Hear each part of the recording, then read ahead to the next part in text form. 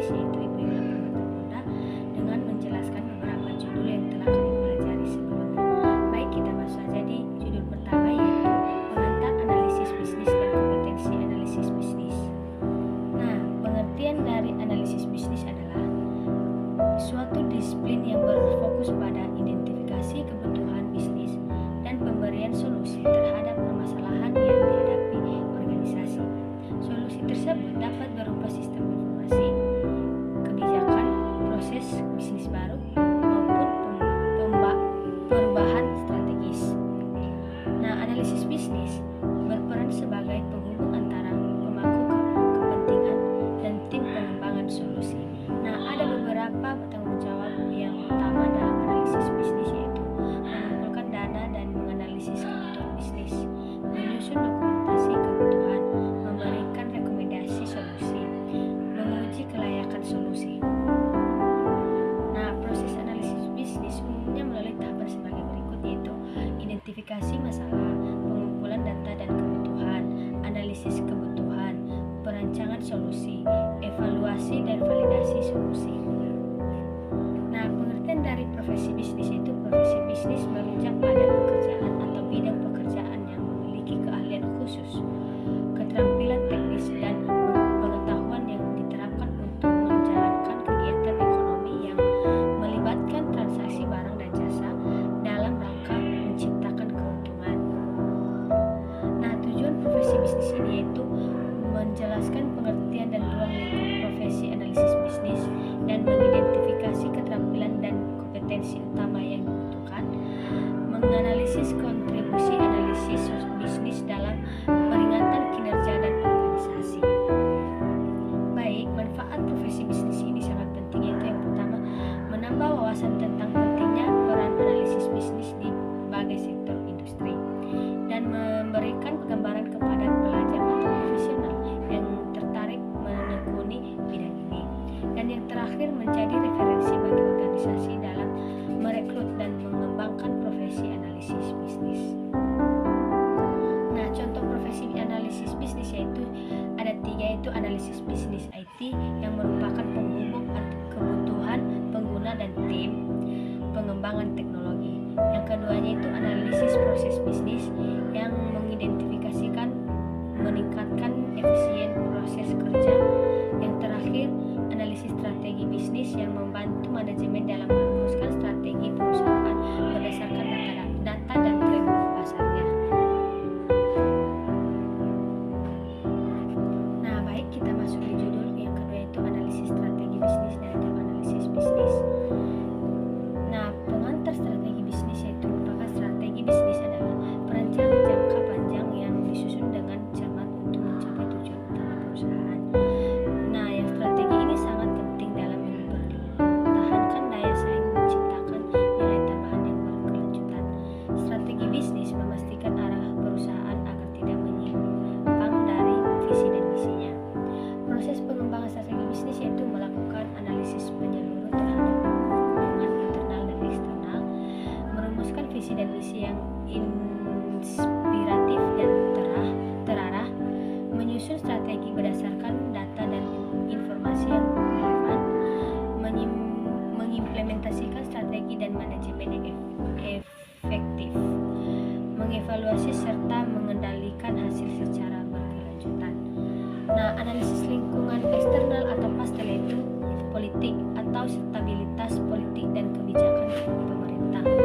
Nah, kedua, ekonomi, inflasi, suku bangsa dan pertumbuhan ekonomi, sosial, budaya, demografi dan gaya hidup masyarakat, teknologi, inovasi dan kemajuan teknologi, lingkungan, kesadaran lingkungan dan perubahan iklim, hukum, regulasi dalam hukum yang berlanjut, analisis industri, yaitu ancaman pendatang baru, ancaman produk pengganti, kekuatan tawar pembeli, kekuatan tawar pemasok, intensitas pesaing antar kompetitor.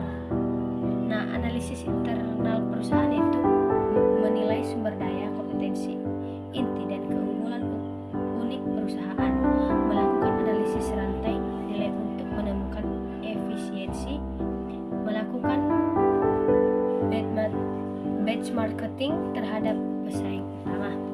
Alat analisis strategis yaitu kekuatan, kelemahan, peluang, ancaman dapat digunakan sebagai dasar formulasi strategi bisnis.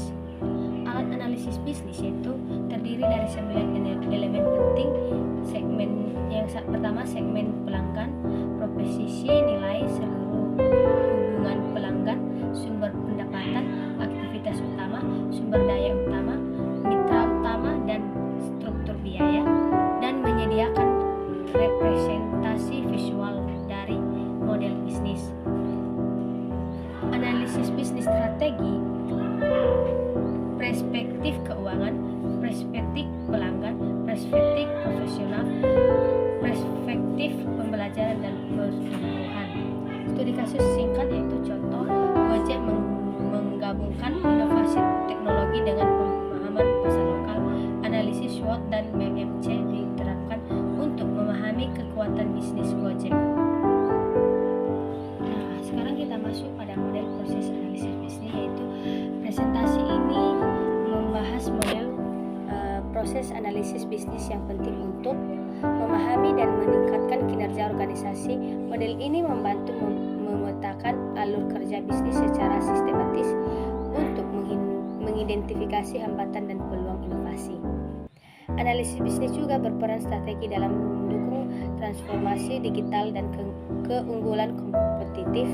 Dengan permodelan yang tepat, komunikasi antara pemangku kepentingan menjadi lebih efektif dan pengambilan keputusan lebih cepat.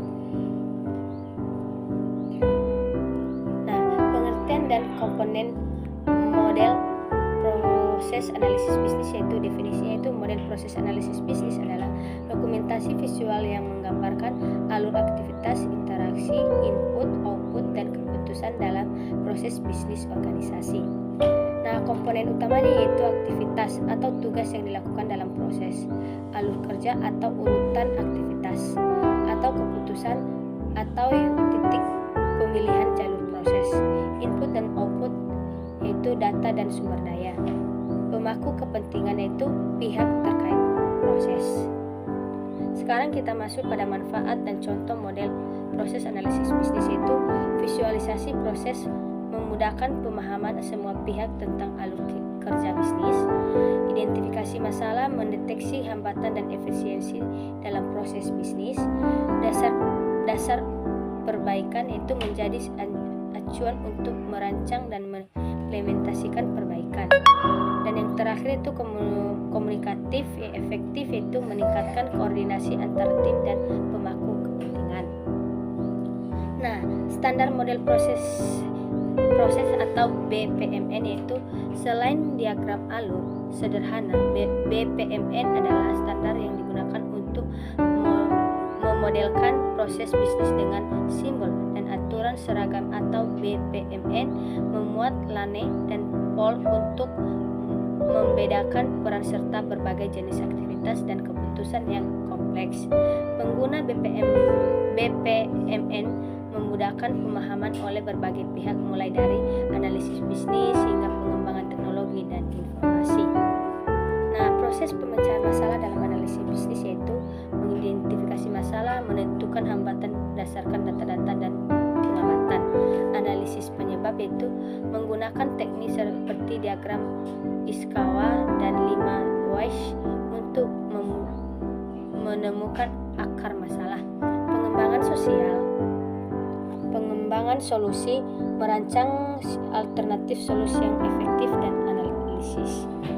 Dan yang keempatnya itu implementasi solusi, menerapkan perubahan pada proses bisnis dan sumber daya. Yang terakhir evaluasi dan monitoring, yaitu memastikan solusi berhasil dan melakukan pembuatan berkala. Nah, manfaat pemecahan masalah dalam bisnis yaitu efisiensi daya biaya, meningkatkan efisiensi operasional dan mengurangi biaya, kualitas dan keputusan, meningkatkan kualitas atau produk atau layanan dan keputusan pelanggan, adaptasi dan produktivitas yaitu meningkatkan kemampuan adaptasi dan produktivitas karyawan. Nah, contoh kasus pemecahan masalah yaitu perusahaan manufakturkan pengalaman keterlambatan pengiriman akibat proses persetujuan bahan baku yang lambat. Analisis menemukan komunikasi antara departemen kurang lancar dan dokumen manual berlapis. Solusi digitalisasi dokumen, otomatisasi alur persetujuan diterapkan. Hasilnya proses persetujuan lebih cepat, mengirim tepat waktu, meningkatkan keputusan pelanggan dan mengurangi biaya peneliti. Nah, masuk kita dalam kesimpulan dan saran. Kesimpulannya yaitu model proses analisis bisnis membantu memahami dan meningkatkan kinerja organisasi melalui visualisasi dan pemecahan masalah sistematis. Nah, sarannya yaitu terapkan model secara konsisten dalam operasional. Yang kedua, memberikan pelatihan pengguna model dan teknik pemecahan masalah. Ketiga, manfaatkan teknologi informasi untuk mendukung analisis proses. Dan yang terakhir, lakukan evaluasi berkala dan dorong kolaborasi antara departemen tersebut. Baik, kita masuk di judul yang keempat yaitu pengertian teknik investigasi. Yaitu teknik investigasi adalah serangkaian metode, prosedur, dan keterampilan sistematis yang digunakan untuk mengumpulkan bukti, menganalisis fakta, dan pengungkapan kebenaran dalam suatu kasus atau peristiwa. Tujuannya adalah untuk mendapatkan informasi yang akurat, objektif, dan dapat bertanggungjawabkan baik untuk kepentingan hukum, bisnis, keamanan maupun penyelesaian konflik. Nah, ciri-ciri teknik investigasi yaitu sistematis, dilakukan dengan tahapan terstruktur atau perencanaan, pengumpulan data, analisis, verifikasi, dan pelaporan. Nomor 2, berbasis bukti, mengandalkan fakta empiris atau fisik digital atau kesaksian, bukan asumsi. Nomor 3, objektif, tidak dipengaruhi prasangka atau kepentingan subjektif. Yang terakhir, legal, mematuhi hukum dan etika, misalnya tidak melanggar privasi tanpa izin. Nah, ruang lingkup penerapan kriminal yaitu menyediakan kasus pidana atau pencurian, pembunuhan, korupsi. Bisnis audit, fraud, yaitu menyediakan kecurangan atau karyawan. Siber, investigasi kejahatan digital atau hacking, penipuan online, atau intelijen, pengumpulan informasi untuk keamanan sosial. Nah, pengertian kualitatif ini yaitu metode penelitian atau analisis yang berfokus pada pemahaman mendalam terhadap fenomena sosial, pelaku manusia atau pengalaman subjektif melalui data non-numerik atau seperti kata-kata, gambar, observasi atau wawancara. Nah, ciri-ciri penelitian kualitatif dan contoh dan data kualitatif itu deskriptif, yaitu menggambarkan makna, konteks, dan kompleksitas suatu masalah. Nomor 2 yaitu subjektif, mempertimbangkan perspektif, emosi, dan interpretasi partisipan. Nomor 3 itu fleksibel, proses penelitian dapat berkembang selama pengumpulan data. Yang terakhir itu kontekstual, memperhatikan latar belakang sosial, budaya, atau lingkungan. Hasil wawancara tentang pengalaman korban kejahatan, catatannya observasi perilaku kelompok sosial, analisis dokumen atau surat kebijakan atau media sosial. Nah, metode pengumpulan data kualitatif itu data dan kelebihan penelitian kualitatif itu metode pengumpulan data kualitatif. 1. Wawancara mendalam atau in-depth interview. Nomor 2, focus group discussion atau FGD.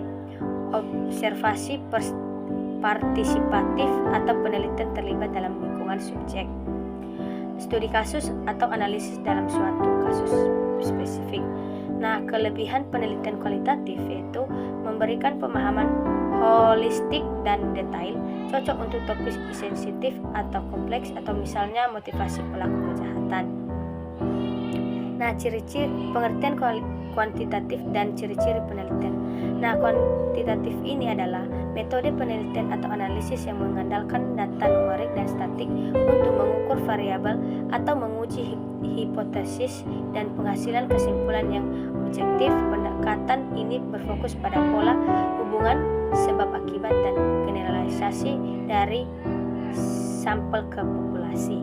Nah, ciri-cirinya yaitu numerik atau nomor 1, data berupa angka statistik atau skala berukur.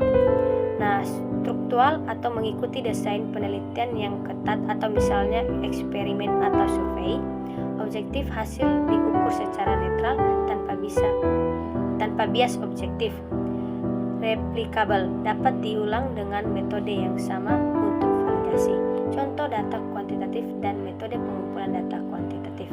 Jumlah kasus penipuan online dalam setahun, presentasi karyawan yang terlibat kecurangan finansial, atau skor kepuasan korban terhadap proses hukum, atau dalam skala 1-10. Nah, survei kuesioner dengan pilihan ganda atau skala Likert.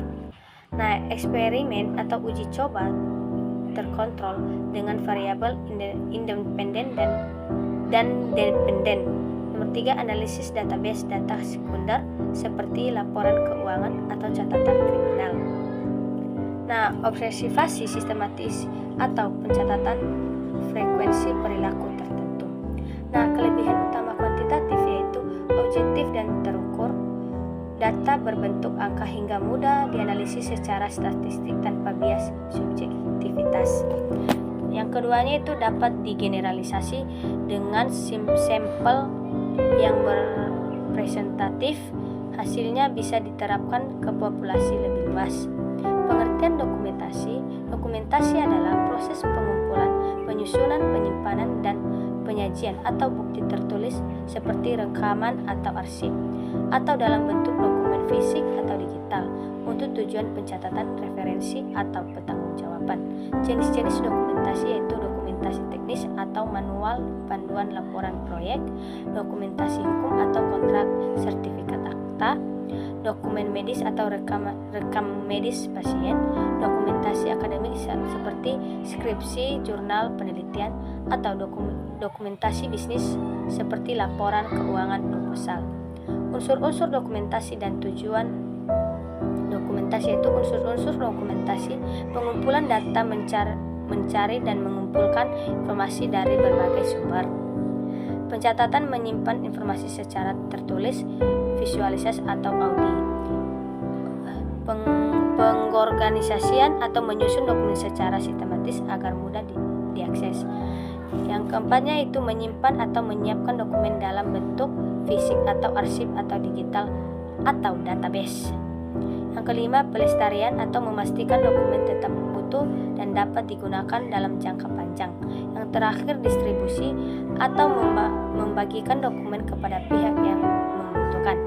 Nah, tujuan dari dokumentasi ini adalah sebagai bukti autentik, memudahkan akses internal informasi, mendukung pengambilan keputusan, meningkatkan transparansi dan akuntabilitas, memenuhi kewajiban hukum atau administratif. Nah, kesimpulannya yaitu teknik investigasi merupakan metode sistematis untuk pengumpulan, menganalisis, menguji bukti guna mengungkapkan fakta atau peristiwa, kasus atau masalah investigasi yang efektif, melakukan pendekatan struktur ketelitian objektif secara pemahaman terhadap berbagai metode seperti wawancara, observasi, analisis dokumen, dan pengguna teknologi forensik.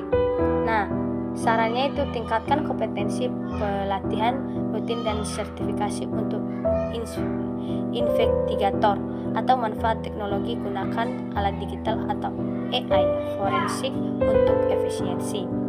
Nah, yang ketiga, kolaborasi ahli, libatkan pakar dari berbagai bidang jika diperlukan. Yang keempat, ikuti prosedur standar atau patuhi protokol dan etika investigasi. Nomor 5 yaitu dokumentasi rapi atau catatan semua langkah untuk akuntabilitas. Atau yang keenam, evaluasi hasil, lakukan review untuk perbaikan. menyampaikan metode ke depan. Nah, sekarang kita masuk pada judul dokumentasi dan pengelolaan kebutuhan. Nah, pentingnya dokumentasi menjadi dasar seluruh siklus hidup perangkat lunak, jembatan komunikasi teknis dan non-teknis, menjelaskan fitur konteks bisnis, batas dan kriteria sukses. Proses dokumentasi kebutuhan yaitu dokumentasi kebutuhan tidak dilakukan secara sembarangan, melainkan melalui serangkaian proses yang sistematis dan terstruktur. Berperan tahapan utama dalam proses ini meliputi identifikasi kebutuhan, klarifikasi kebutuhan, penyusunan dokumen, review dan validasi. Nah, teknik penggalian kebutuhan yaitu wawancara.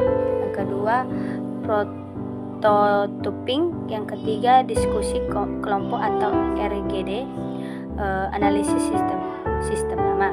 Nah, pengelolaan kebutuhan secara berkelanjutan yaitu kontrol perubahan, menyaring dan mengevaluasi setiap perubahan kebutuhan untuk menilai dampaknya terhadap waktu, biaya, dan kualitas. Nah, yang keduanya yaitu versioning atau versi kebutuhan. Setiap versi perubahan kebutuhan harus dicatat dengan jelas agar tim memiliki referensi yang konsisten dan mutakhir. Nah, yang terakhir keterlancakan atau penelusuran setiap kebutuhan dari dokumentasi awal hingga pengujian untuk menjamin seluruh kebutuhan dan diimplementasikan dan diuji. Saran mahasiswa sistem informasi yaitu mahasiswa sistem informasi berperan penting dalam mematuhi dan menerapkan dokumentasi secara pengelolaan kebutuhan baik dalam proyek akademik maupun profesional. Berperan kunci meliputi penguasaan teknik analisis kebutuhan seperti wawancara, observasi, dan prototyping. 2. Menyusun dokumentasi yang sistematik seperti UC, CASE, dan dokumen SRS. Menjadi penghubung efektif antara pengguna dan tim teknis. Beradaptasi dengan perubahan atau kebutuhan melalui manajemen versi dan kontrol perubahan. Nah, melatih kemampuan kolaborasi dan komunikasi lintas disiplin dalam kerja tim dan proyek TI. Nah, sekarang kita masuk pada studi kasus singkat yaitu dalam sistem akademik perguruan tinggi. Misalnya, mahasiswa membutuhkan fitur pengisian kartu rencana studi atau KRS yang dapat diakses secara online, responsif dan tidak membingungkan. Nah, dosen menginginkan antarmuka input nilai yang fleksibel, terintegrasi dengan jadwal mengajar. Nah, staf atau admin memerlukan sistem pelaporan akademik yang cepat dan akurat. Nah, kesimpulannya itu dokumentasi dan pengelolaan kebutuhan merupakan langkah krusial dalam pengembangan sistem informasi. Tanpa dokumentasi yang jelas dan pengelolaan yang berkelanjutan, sistem rental gagal memenuhi harapan pengguna. Proses ini tidak hanya membantu tim teknis atau memahami yang harus dibangun, tetapi juga memastikan komunikasi yang efektif dengan stakeholder. Dengan pendekatan yang sistematis, kebutuhan dapat dikenali, divalidasi, dan disesuaikan secara tepat selama siklus kehidupan proyek. Nah, dari beberapa judul di atas yang telah saya jelaskan, mungkin banyak kurang dan banyak yang tidak berkenan, baik dalam pengucapan, penyebutan, atau penjelasan yang kurang singkat. Jadi, saya mohon berterima kasih kepada dosen yang